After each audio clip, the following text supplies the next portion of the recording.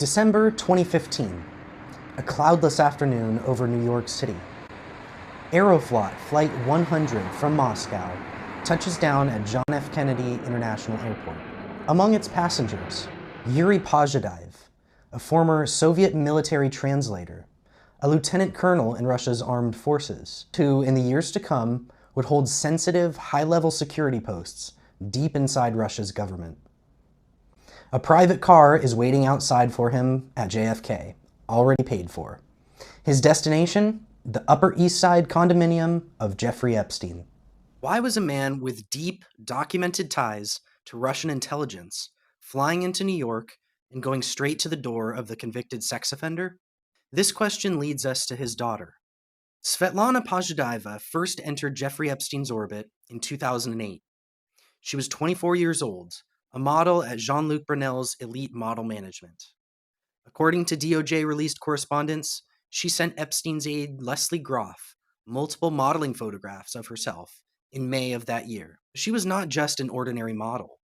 Before arriving in New York, Pozhadayeva earned a bachelor's degree in political science and a master's degree in international business and administration from MGIMO, the Moscow State Institute of International Relations, an elite university directly run by Russia's foreign ministry. As an undergraduate, Pozhadayeva interned inside the foreign ministry itself in 2003. She met Epstein at the very moment he was negotiating a plea deal for solicitation of a minor. He would plead guilty just weeks later. For the next 11 years, Svetlana Pozhadayeva became one of Jeffrey Epstein's most trusted insiders. She lived for years inside his building on East 66th Street. She traveled with him to Little St. James Island, to Paris, to Palm Beach, Florida. She coordinated his schedule, met his guests, Microsoft founder Bill Gates, financier Nat Rothschild, and former Israeli Prime Minister Ehud Barak, among many others.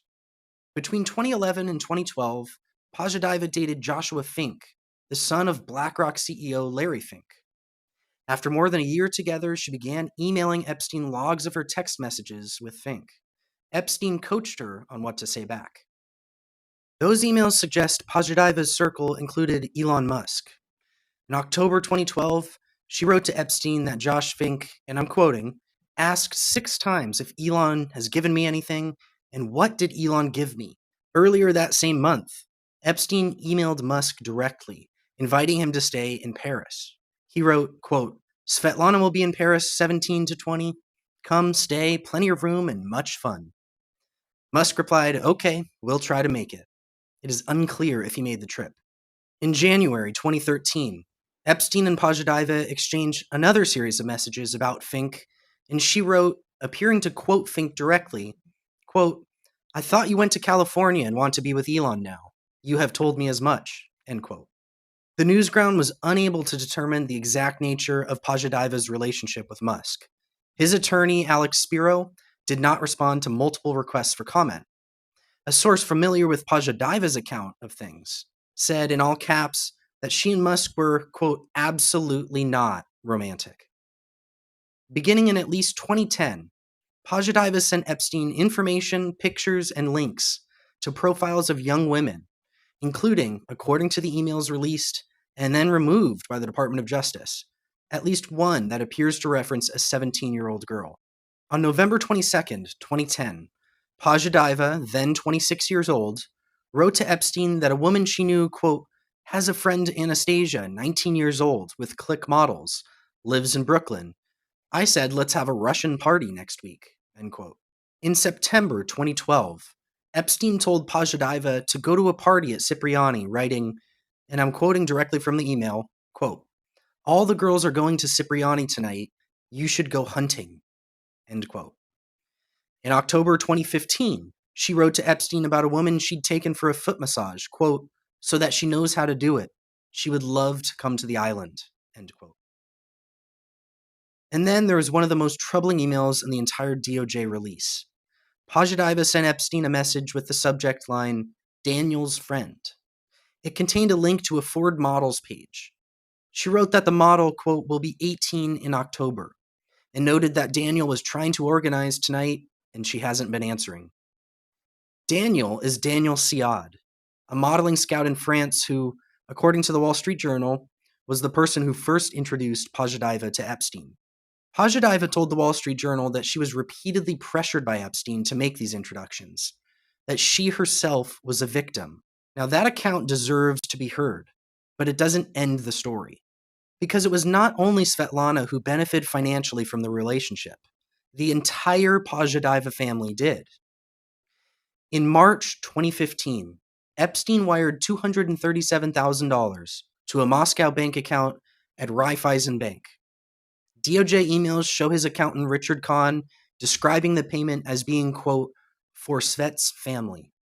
Then, in August 2015, Epstein began paying Svetlana Pozhadaiva approximately $8,300 a month from his personal foundation. An improperly redacted document in a civil case against JP Morgan for facilitating Epstein's crimes revealed the scale of the payments. Between September 2015 and June 2019, Epstein's lawyer Darren Indyke signed foundation checks totaling more than $380,000 to Pozhadaiva. 3 months after those monthly payments began, her parents flew into town from Moscow. They stayed first at Epstein's condo in Manhattan, then at his mansion in Palm Beach, Florida. After the trip, Svetlana's mother, Irina, emailed Epstein with a subject line, "To the great man." She thanked him for making their trip possible, for the apartment in New York, and for the house in Palm Beach. She wrote that her son compared the property to the Great Gatsby. He then corrected himself, quote, "No, it's not the Great Gatsby, it's Great Jeffrey." Epstein replied to Svetlana, quote, "Tell them I still owe them as you have been such a help." This story takes a dramatic turn when Pozhadaiva's parents are examined. In an email describing a dinner with her parents while they were in town in 2015, Svetlana wrote that her father had shared stories from his, quote, FSB past. The FSB, Russia's Internal Intelligence Service, the direct successor to the KGB. And this was not the only time that Svetlana's family connections to Russian intelligence surfaced in the emails. After a 2013 date with Pozhadaiva, a financial trader named Gregory Hold referenced in his own emails, quote, the fact that your parents were in the intelligence services. A year later, he wrote to her, quote, if you take too many more trips to Russia, I'm going to assume that you're FSB or KGB by your parents, end quote. Hold did not respond to multiple requests for comment. The Newsground spent 10 months pulling records to find out exactly who Yuri Pozhadaiv is.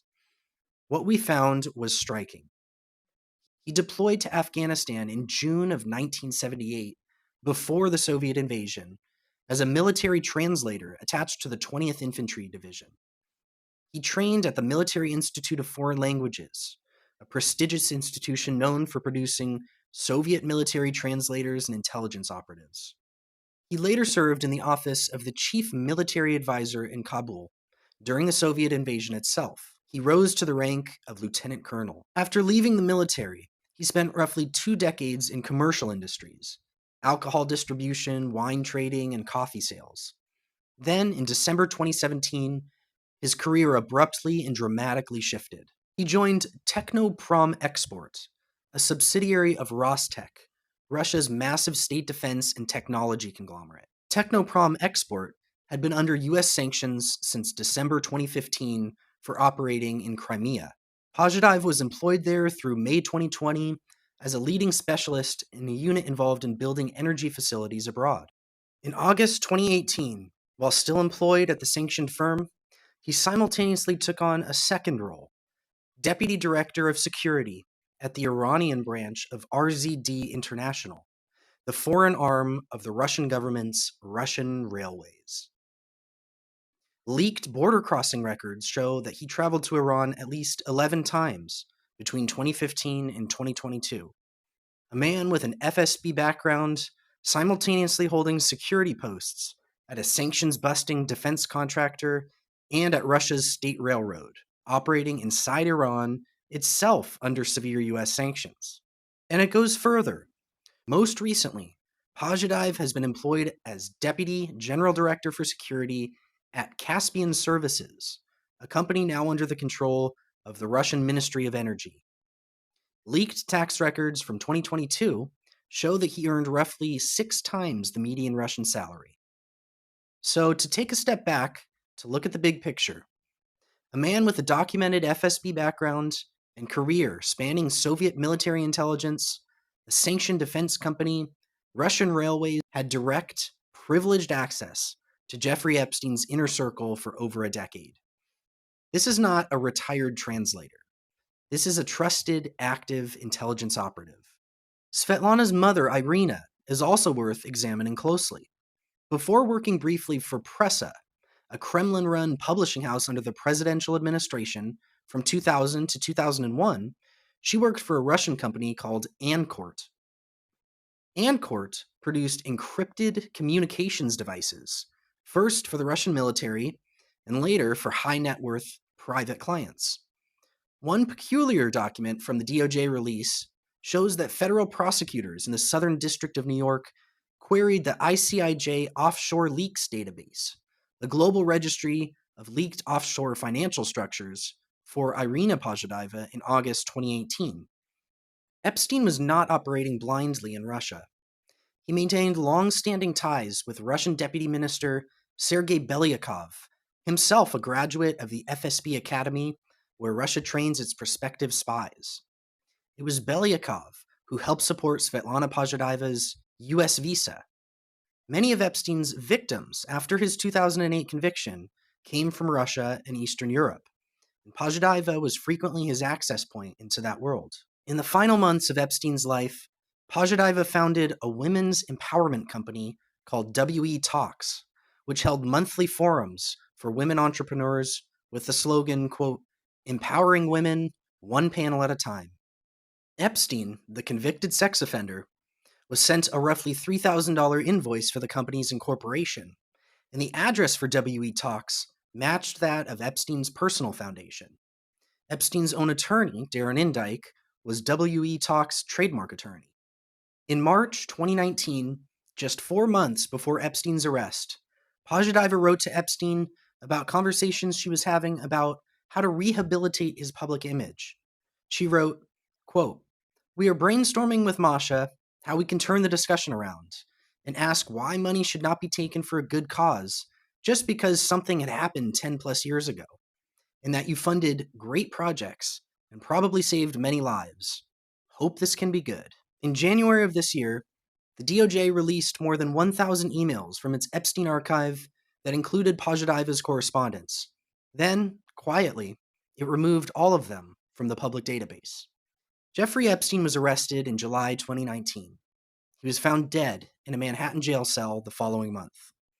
Almost immediately, Svetlana Pozhadeva, as a public entity, ceased to exist. On January 28, 2020, leaked border crossing records show that she flew from New York to Moscow. The next day, Russia's Ministry of Internal Affairs issued her a new passport under a new name. She now lives in California under that name. The Newsground has chosen not to publish it, following direct concerns raised by people who know her about her physical safety. Yuri Pozhadev told the Wall Street Journal that allegations that he or his daughter are Russian agents were driven by the current political climate, that it labels, in his words, any Russian national with a background in government or high-level education as a spy. Pozhadeva contends that she was trapped in a world of coercion and pressure from Epstein, who she accuses of abusing her. Cynthia Godso, a professor at Brooklyn Law School and a leading expert on the criminal law of sexual violence, told the Newsground that trauma has a documented scientific correlation with later participation in harmful conduct. She also said this, quote, "In this case, Pozhadeva is less sympathetic than other victims because she met Epstein when she was an adult and had economic and educational advantages that most other victims didn't have." The Wall Street Journal reported Svetlana's account, her description of abuse and control, of being trapped. What the Journal did not report was that her father was at Epstein's homes in New York and Florida in 2015, that she wrote about his FSB past in an email to Epstein, that her father held high-level security positions at Russian railways while Epstein was being investigated in 2018, or that Svetlana's mother had worked for the Kremlin-run Pressa. In short, they missed the story. The Newsground reported it. The question this investigation demands is not simply whether Svetlana was a victim. She very well may have been. The questions that need answers go much further. To what degree should victims receive leeway if they facilitated Epstein's horrors? And, perhaps more urgent for national security reasons, did Russia's intelligence services use this access point inside Epstein's operation to gather intelligence on who was walking through his doors? A senior Russian intelligence operative had privileged access to Jeffrey Epstein's world from 2008 to 2019. Epstein wired nearly $250,000 to the family's Moscow bank account. So what exactly was he paying for? That is the question that is still unanswered. Please visit and subscribe to power investigations like these at thenewsground.com.